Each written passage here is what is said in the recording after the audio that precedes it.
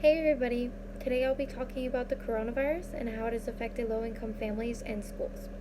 The article is called School Lunch Programs Are Losing Millions Feeding Hungry Kids. They Could Be Broke by Fall.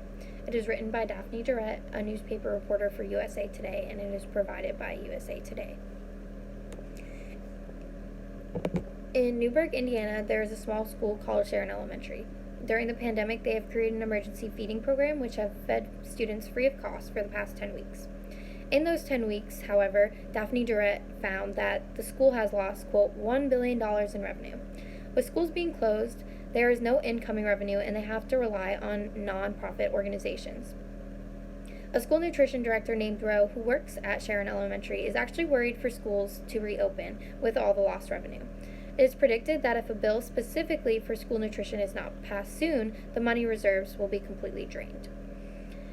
There will have to be major budget cuts for faculty and the school in particular. And if the money reserves are completely drained, the school will actually be going bankrupt. There will be no place for students to go to learn, and they will have to find a new place to go, which is really awful. And I think it's really great that the school is helping students in low income families that may not have a job right now because of the pandemic or can't go to work because they are watching their kids, and trying to help them during this time is really great. It is specifically affecting the school, the faculty, and students because if the school runs out of money, they won't be able to go to school. It's affecting the faculty because the school lunch women or men are putting themselves at risk of being exposed to coronavirus, which may also expose the families to coronavirus. And it was noted in the article that some of them were scared that if they got a text that said that somebody was sick, that they might be sick as well and have exposed their families and other students of this pandemic.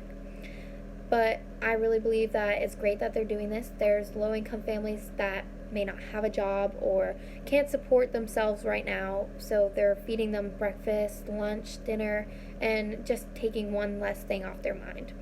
I really believe that if this continues and there is no bill passed, they really need to reevaluate where they're getting their funding from and try to find a different way to do it. Because I don't think that this program should be shut down specifically, but I think that if it can't be supported, it is really smart to not drain the school and make it go bankrupt, because then the students have nowhere to go after the pandemic. And I also think that we as people, where we are right now, there's schools all around us. We could help. We could help bring in money for them, or help volunteer to give other students food, or find something that we can do in order to help. I think the article is really great, and you should try to read it sometime because it's really informational and it says a lot about the pandemic and what it has done to affect low income families. So thank you, and I really hope you check it out.